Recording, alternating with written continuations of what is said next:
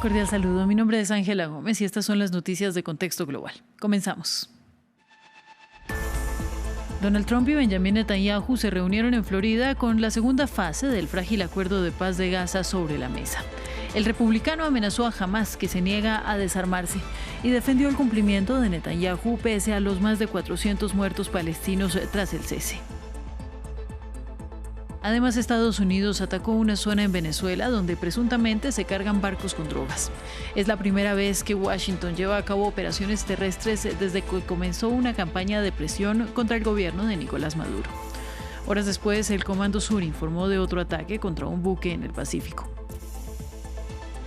Y el gobierno de Colombia decretó un aumento de alrededor del 23% para el salario mínimo en 2026, una cifra que más que cuadruplica la inflación anual prevista para el 2025, que superaría un poco más del 5%. Los trabajadores celebran la decisión y los empresarios advierten de sus consecuencias. Analizamos.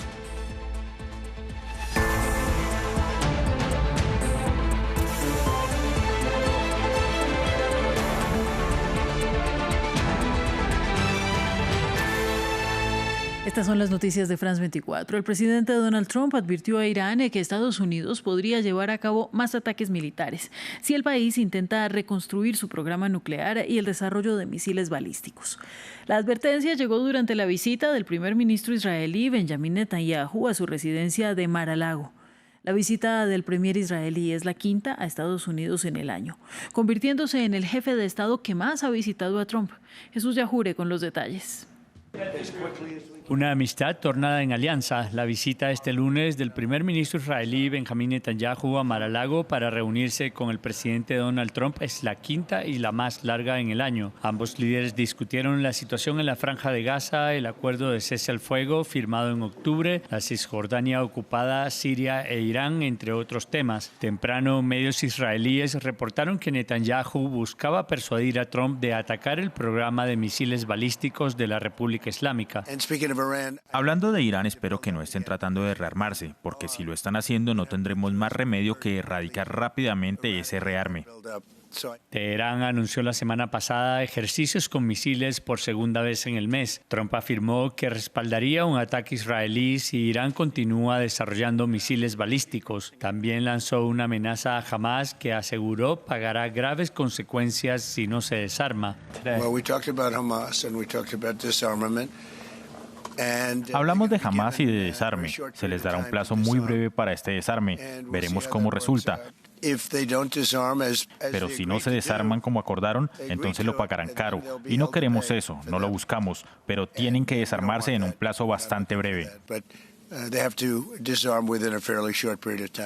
Israel y Hamás se acusan mutuamente de incumplir el acuerdo y no parecen dispuestos a avanzar. Hamás se niega a desarmarse mientras las tropas israelíes continúan atrincheradas en el enclave. Por su parte, Israel se resiste al despliegue de una fuerza de seguridad internacional. El republicano afirmó que Israel ha cumplido con el acuerdo de cese al fuego pese a que más de 400 palestinos han muerto en ataques israelíes desde octubre. Trump, un cercano aliado de Netanyahu, aseguró que garantizará las buenas relaciones con el mandatario sirio y volvió a pedir al presidente israelí Isaac Herzog que otorgue un indulto a Netanyahu en las 3 causas judiciales que enfrenta por corrupción, fraude, sobornos y abuso de confianza. Y justo antes de su reunión con Netanyahu, Donald Trump confirmó versiones de medios locales que reportaban un supuesto ataque terrestre en Venezuela. El republicano señaló que se trató de una operación que terminó con la destrucción de un muelle donde había, según él, barcos cargados con droga. Este sería el primer ataque en tierra desde que inició una operación contra el narcotráfico en aguas de la región. Hubo una gran explosión en la zona del muelle donde cargan los barcos con droga. Cargan los barcos con droga, así que atacamos todos los barcos y ahora atacamos la zona. Es la zona de implementación. Ahí es donde lo implementan y eso ya no existe. Horas después, Estados Unidos confirmó que llevó a cabo otro ataque en el Pacífico. El Comando Sur informó que realizó un ataque cinético letal contra un buque presuntamente operado por organizaciones terroristas en aguas internacionales. Asimismo, indicó que la inteligencia confirmó que el buque transitaba por rutas conocidas de narcotráfico y que transportaba narcóticos en el Pacífico Oriental. 2 hombres murieron en la ofensiva. Tras el fracaso de las negociaciones entre sindicatos y gremios empresariales, el gobierno de Colombia decretó en alrededor del 23% el aumento del salario mínimo para 2026. Una cifra que más que cuadruplica la inflación anual prevista para 2025, de poco más del 5%. Trabajadores celebran esta decisión y los empresarios advierten de sus consecuencias. Para analizar el tema conectamos con José Mauricio Salazar, director del Observatorio Fiscal de la Universidad Javeriana de Colombia. Muchas gracias por estar en France 24. Buenas noches y muchas gracias por la invitación. Comienzo preguntándote, ¿qué implica para la economía de Colombia un aumento de semejante magnitud? Lo primero que hay que decir es que los trabajadores que celebran son los trabajadores formales, que son la minoría de los trabajadores en Colombia. Colombia se ubica en la tabla media de informalidad, una, digamos, de las características de América Latina, donde el 55% de los trabajadores son informales a los cuales el salario mínimo no les aplica. Típicamente cuando uno mira de América Latina, uno puede decir, oiga, una economía para tener menor desempleo tiene más informalidad. Colombia en esto es raro, porque tenemos el doble de la tasa de desempleo de América Latina y tenemos la informalidad que está en el promedio. Ahora, una característica de Colombia, 42% de los empleados son autoempleados, es gente que sabe las que. Entonces, este aumento del salario, hay algunos, los formales, los que logren tener contratos protegidos, ellos sí pueden celebrar, pero el resto de Colombia, la Colombia informal, la Colombia desempleada, la Colombia no participante, ellos están por fuera, digamos, de este pacto del salario, en el cual, como mencioné, Colombia no es un país en el que el empresariado gigante existe, sino es un empresariado, de hecho, donde el 42% es autoempleo. Bueno, pero entonces, ¿qué mensaje está entregando el gobierno con un alza salarial muy por encima de la inflación en plena víspera electoral? Un dato muy interesante, ¿no? Y si uno recoge los países de América, con una inclinación de izquierda parecida a esa del presidente Petro, uno se encuentra que Brasil, con una inflación que termina en 2025 de 4.4, sube el mínimo en 6.8%. México, con inflación de 4%, subió el mínimo en alrededor de 30%. Chile va a converger a la meta de 3% y subió el salario mínimo a 8%. Colombia, con 5% de inflación, está haciendo el mínimo en 23%. Para encontrar algo parecido a esta subida hay que ir a Turquía, donde se subió el salario mínimo 27%, de hecho por debajo de la inflación, porque Turquía es un país con bastante inflación. Entonces, el mensaje de alguna forma es, se le está apostando a que, digamos, el salario mínimo va a empujar la demanda de la economía, algo que no se ve en la mayoría. Y justamente economías parecidas a la colombiana fueron más conservadores, de hecho bastante, como les mostré, Brasil, México y Chile, con salarios mucho más cercanos a la inflación.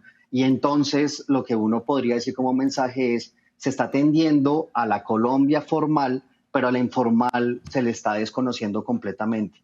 De hecho, la tasa de informalidad, desde que el gobierno del presidente Petro llegó, ha rondado el 55% y en eso no hemos tenido variación. ¿Cómo se compara el alza de este año con el de años anteriores? Claro, para encontrar el alza, digamos, más alta histórica reciente, tenemos que irnos hasta 2023, donde se llegó alrededor del 16%.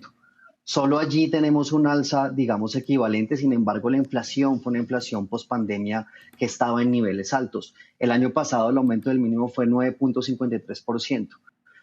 Para encontrar un alza del salario mínimo de esta dimensión, hay que irse hacia los 90s u 80s, donde la inflación colombiana ya venía bajando, pero justo tenía niveles alrededor del 20%, y donde la formalidad era una rareza.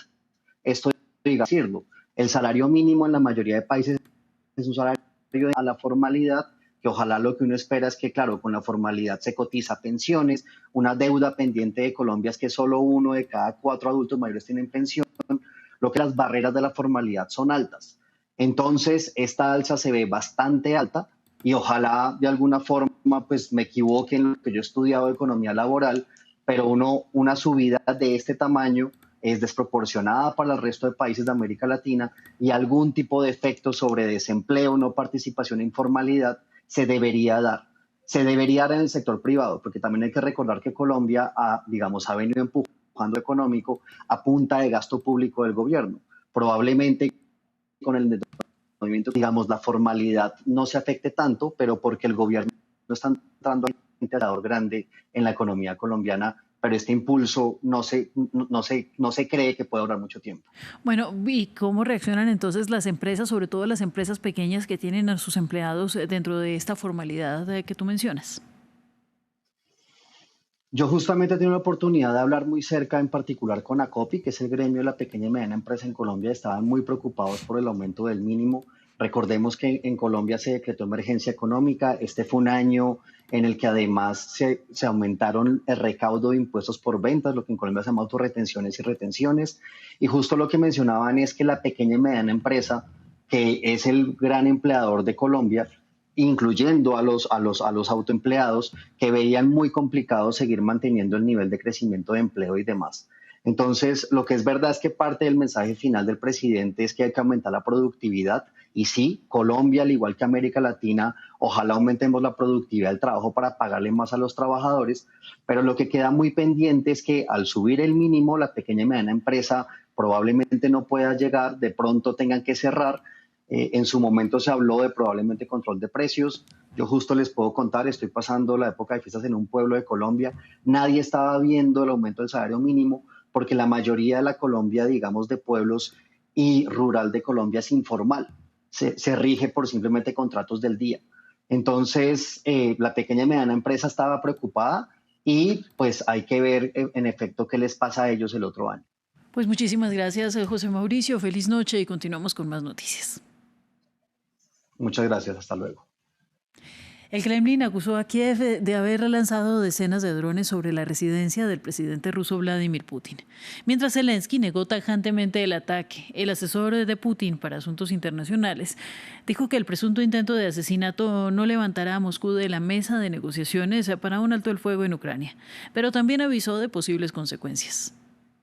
Mientras unos dicen que decenas de drones fueron derribados antes de caer sobre la residencia de Vladimir Putin, otros se exculpan. Es el último cruce de acusaciones entre Moscú y Kiev por la denuncia que llegó desde las altas esferas del Kremlin. En la noche del 28 al 29 de diciembre de 2025, el régimen de Kiev lanzó un ataque terrorista utilizando 91 vehículos aéreos no tripulados de largo alcance contra la residencia estatal del presidente de la Federación Rusa en la región de Novgorod.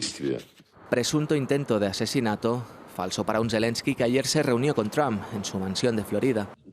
Otra mentira de Rusia. Está claro que ayer tuvimos una reunión con Trump y está claro que para los rusos, si no tenemos escándalo con Estados Unidos y avanzamos, para ellos es un fracaso. Mientras Putin parecía no despeinarse junto a su cúpula militar, el presidente hizo su aparición rutinaria con el séquito de uniformados para dar instrucciones, pero su homólogo estadounidense dio fe de la llamada que tuvo lugar horas antes. En conclusión, Trump se mostró furioso por el presunto ataque. Una cosa es ser ofensivo, la otra es atacar su casa. Eso no se puede hacer. No es el momento adecuado. Me enfureció mucho. Ya lo averiguaremos. Decís que el ataque quizá no ocurrió. Supongo que quizá también es posible. Pero el presidente Putin me lo dijo esta mañana. Terrorismo de Estado para el Kremlin y falsedad para Kiev. La hipotética lluvia de drones, según el Kremlin, parece no haber provocado por ahora ninguna baja en la mesa de negociación. El expresidente brasileño Jair Bolsonaro se sometió a un procedimiento médico para tratar su hipo por segunda vez en 3 días. Le realizaron una intervención de bloqueo del nervio frénico, que se origina en el cuello y controla el diafragma, el músculo principal de la respiración. El doctor Claudio Virolini declaró a la prensa que se espera que Bolsonaro salga del hospital el 1 de enero. Y entonces volvería a prisión, donde cumple condena por intento de golpe de Estado. El expresidente ha enfrentado problemas de salud desde el apuñalamiento del que fue víctima en septiembre de 2018, durante un acto de campaña presidencial en el estado de Minas Gerais. Se sometió a este procedimiento hoy y necesitamos al menos 48 horas para evaluar los resultados, las complicaciones, etc. Así que tendremos que esperar. Nuestra propuesta es un seguimiento diario y tampoco queremos prolongar demasiado la hospitalización.